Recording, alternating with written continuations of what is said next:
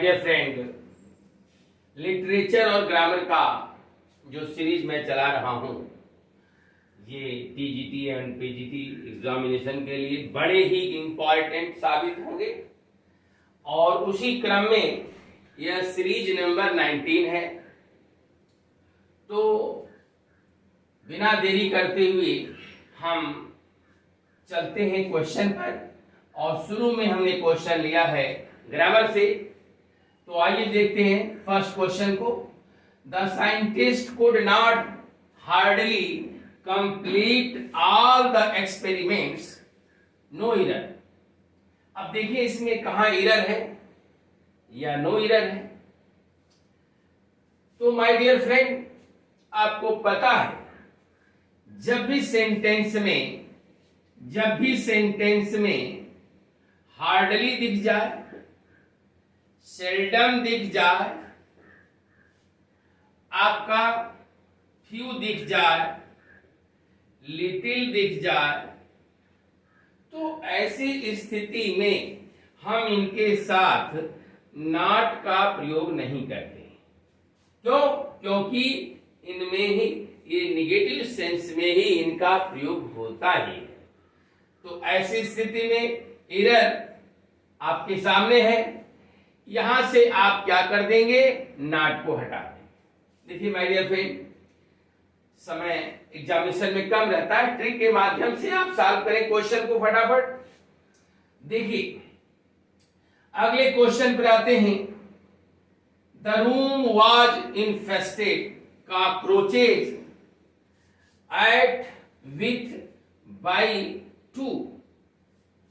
तो my dear friend, अब देखें टिक पहले से लगा हुआ है, विथ हो गया है, तो ये आपका ऑप्शन यही सही है।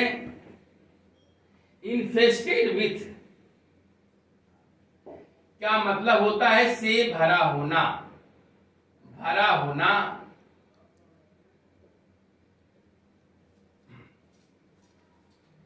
तो आइए हम अगले क्वेश्चन पे चलते हैं। तो अब देखिए तीसरे नंबर का जो क्वेश्चन है वह फिगर ऑफ स्पीच पर बेस्ड है। अलिटरेशन में बी डिफाइंड एज, अलिटरेशन को आप डिफाइन करें इस रूप में होता है। A literary genre, repeated consonant in a sentence, a repetition of a speech sound in sequence of words, literary aptitude। My dear friend, आपको पता है alliteration जो है यह बेस्ड ऑन साउंड पे होता है। देखिए बेस्ड ऑन साउंड। और क्या होता है? रिपीटेशन। देखिए क्या होता है? रिपीटेशन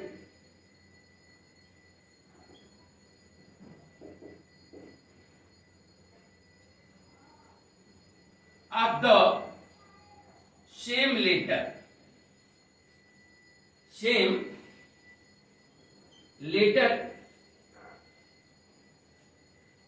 letter का जो रिपीटेशन होता है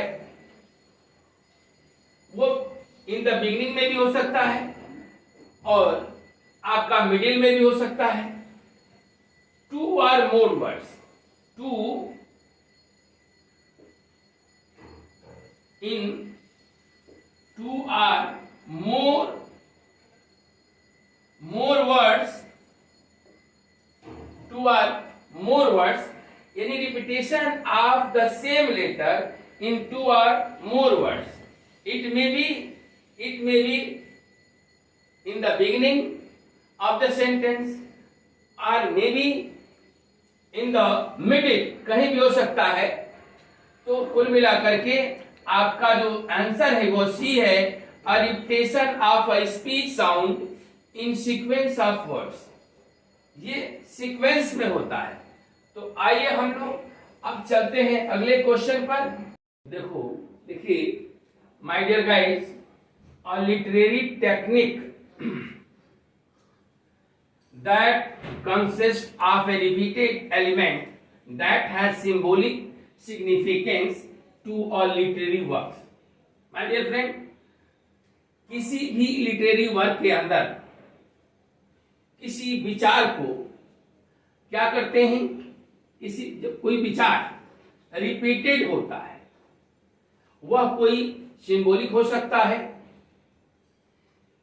और देखिए, यानी किसी लिटरेरी वर्क के अंदर जब क्या होता है, कोई विचार रिपीटेड होता है, क्या होता है, रिपीटेड होता है, तो ऐसी स्थिति में वह क्या कहलाता है, मोटिव कहलाता है, बैलाड कहलाता है, डर्ज कहलाता है। तो माय डियर फ्रेंड, उसको हम मोटिव कहते हैं। क्या कहते हैं, मोटिव कहते हैं। ये तो आप बैलाड और डर्ज के बारे में अच्छी तरह जानते हैं। आइए हम लोग अगले क्वेश्चन पे चलते हैं। Which of the following is not true about Spenserian stanza? Which of the following, इसमें कौन सी जो लाइन है, इसमें कौन सी चीज है, लाइन नहीं, जिसमें कौन सी चीज है, इज नॉट ट्रू, सत्य नहीं है, अबाउट स्पेंसेरियन स्टेंजा। इसमें कौन सी बात है जो स्पेंसेरियन स्टेंजा से रिलेट नहीं करती है? तो पहला ऑप्शन देखिए, first 8 lines are iambic pentameter, sure है आपका, ये सही है। Last line is iambic hexameter, ये भी सही है। First 8 line are iambic octameter, ये तो पूरी तरह गलत है, यह पूरी तरह गलत है। और आप देखिए, a form invented by Spencer, हाँ, स्पेंसरियन स्टेंजा को स्पेंसर ने ही बनाया था, दिया था। अब आप आइए, स्पेंसरियन स्टेंजा की जो राइमिंग स्कीम होती है, जो राइमिंग स्कीम होती है, वह क्या होती है? राइमिंग स्कीम इसकी ए बी बी सी और लास्ट में सी होती है। देखिए 9 लाइन्स की ये स्टैंड, देखिए 9 लाइन्स होती हैं इसमें। तो माय डियर फ्रेंड, मैं आपसे रिक्वेस्ट करता हूं कि आप जो है क्या करें, इस चैनल को सब्सक्राइब करें, लाइक करें। थैंक्स।